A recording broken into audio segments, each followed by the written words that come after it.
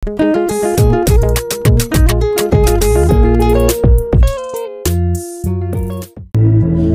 just kept it to myself. I don't wanna.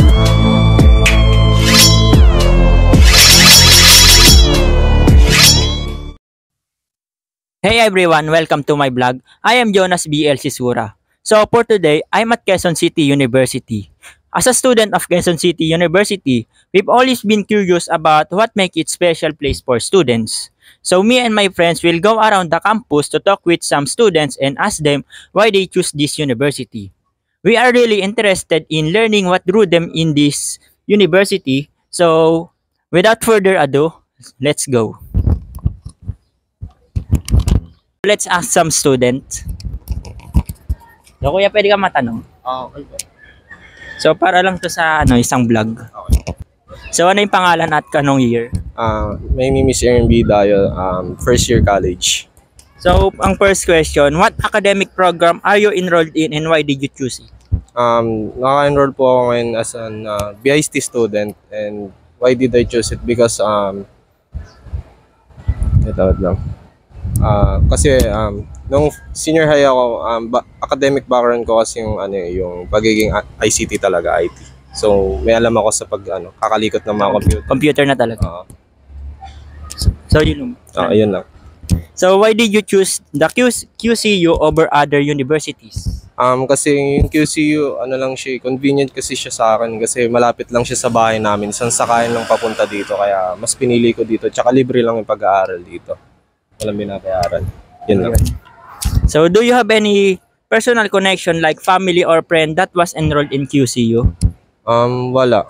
Ako lang talaga yung nag-enroll dito. Wala yung mga pamilya ko dito na pag-aral dito. So, saan mo narinig yung QCU? Sa mga kaibigan ko lang, niyaya lang nila ako ganito. Mag-aral daw ako sa school na to kasi nga, malapit lang rin kasi sa amin tapos libre lang yung pag-aaral. So, yung huling question, how was your experience at QCU so far?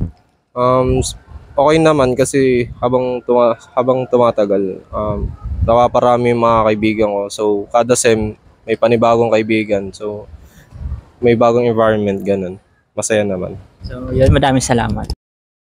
Ako nga pala si Kyle Shervin Sude. Okay. Sige Kyle, may apat na tanong na siya about sa QCU. Okay lang sa'yo? Okay. Unang tanong is, yung location ba ng QCU is naging rason or naging basis mo sa pagpili ng kolehiyo na to?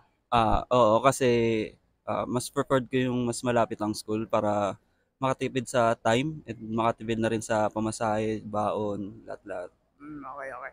Next na tanong is, meron bang way ng pagtuturo dito sa QCU na nagugustuhan mo or pinaka-appealing ba sa'yo kaya pinili mo yung school na to? Wala naman so far, pero okay naman yung mga turo nila, na intindihan ko naman lahat. Okay. Ito, pangatlong tanong is, anong course mo pala? BSIT course yung kinuha ko. Bakit ito yung kinuha mo? Kasi dream job ko yung IT, mismo sa IT field, mostly sa game development. Okay. Maganda. Ito, last na tanong na kuya. So far naman, musta yung experience mo dito sa school natin? Okay naman siya so far kasi naiintindihan ko naman yung mga turo nila. May mga times lang na hindi, medyo off. Pero so far okay naman siya. Okay. Sige. Salamat kuya, yan lang naman po yung interview namin sa'yo. Salamat po. Kaya kuya, anong pangalan niyo kuya? Vince Joseph. Vince Joseph. May tatanong na sa'yo, Vince, na apat na tanong. Okay lang sa'yo? Okay lang. Okay. So, unang tanong is, naging factor ba yung pagpili mo dito sa school dahil malapit lang to o may ibang dahilan? Hindi. Kasi malayo yung bahay ko dito, taga Caloocan pa ako eh. Okay. Ba't ito pinili mo? Dito lang pumasa eh. Okay. So, sunod, meron bang way na pagtuturo na nagustuhan mo dito? Oo, meron naman. Ano yun? Yung online class, kaso ngayon wala na eh. Okay. Ito, anong course mo pala kuya? BSIT. Bakit ito pinili mo? Kasi mahilig ako mag-computer. Ayun lang. Okay, huling tanong.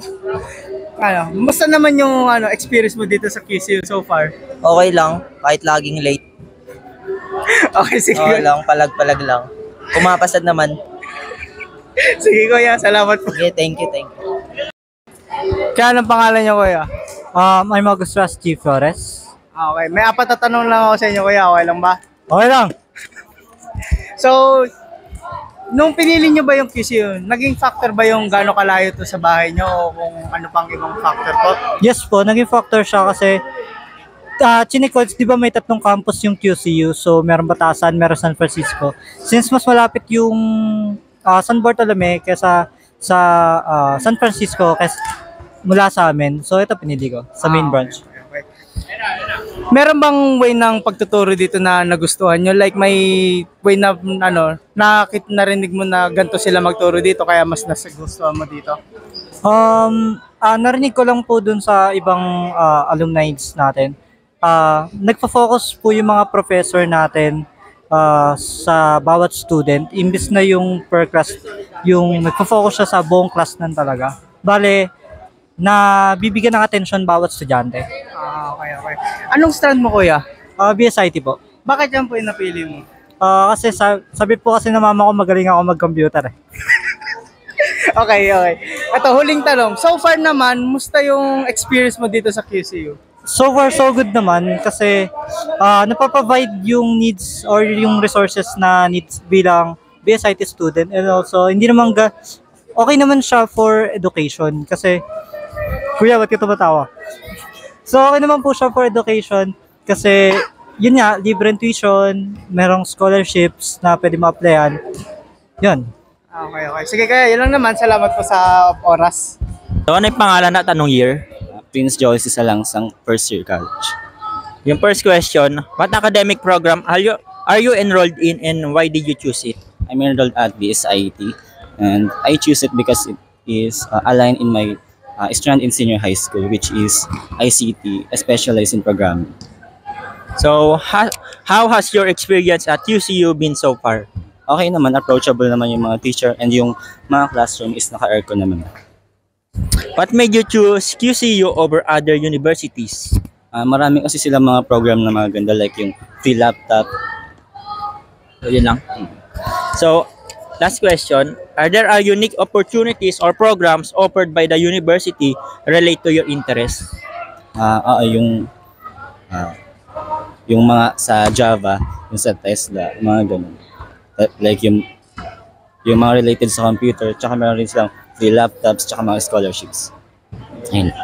So, thank you. Ano yung pangalan at anong year? Justin Lawrence C. Gabang, first year. So, unang question, what academic program are you enrolled in and why did you choose it? Pinili ko IT kasi ever since na bata pa lang ako, hilig ko na talaga yung pagkakalikot ng computer and yung mga technical stuff about sa computer. So, what is the campus environment like and how does it fit your preferences? Goods naman kasi may aircon, tapos lalo na ngayon sobrang init. Kasi yun, may elevator din. So, did the size of the university play a role in your decision? Hindi naman kasi di naman ako masyadong maselan sa size ng university as long as makakatulong ito financially sa amin ng parents ko.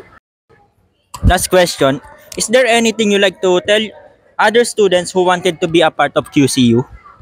If naghahanap ka ng libre and nandito naman yung course na gusto mo talaga, go for it kasi goods naman yung facilities dito and ayun, yung environment is okay naman. So, thank you. So, ano yung pangalan at anong year? Joshua Domingo po, first year college. So, yung unang question, what academic program are you enrolled in and why did you choose it?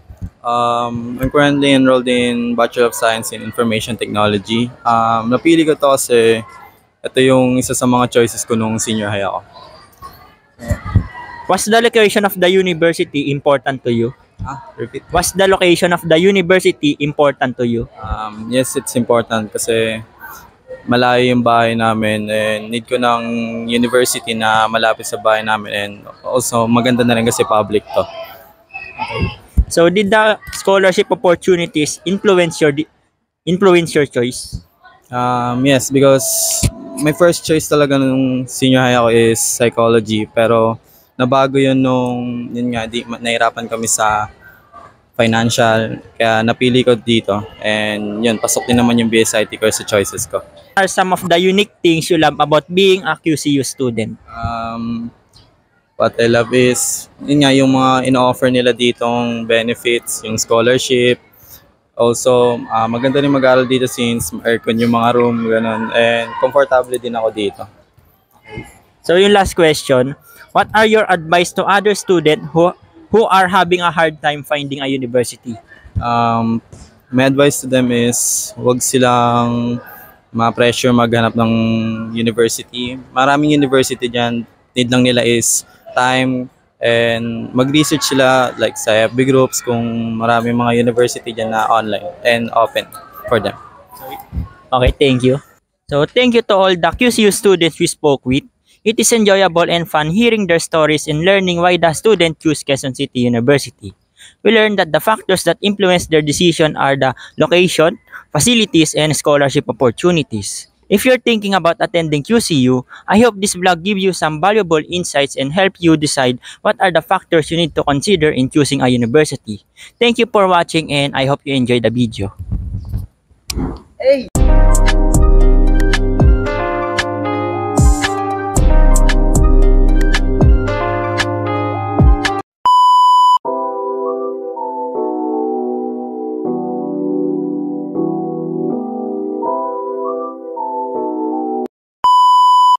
So, what academic program are you enrolled in and why did you choose it? So, ano yung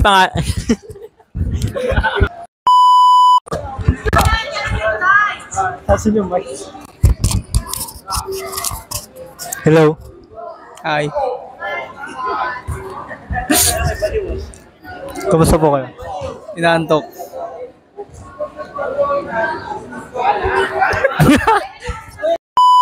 Okay na ba? Kaya anong pangalan niyo kaya?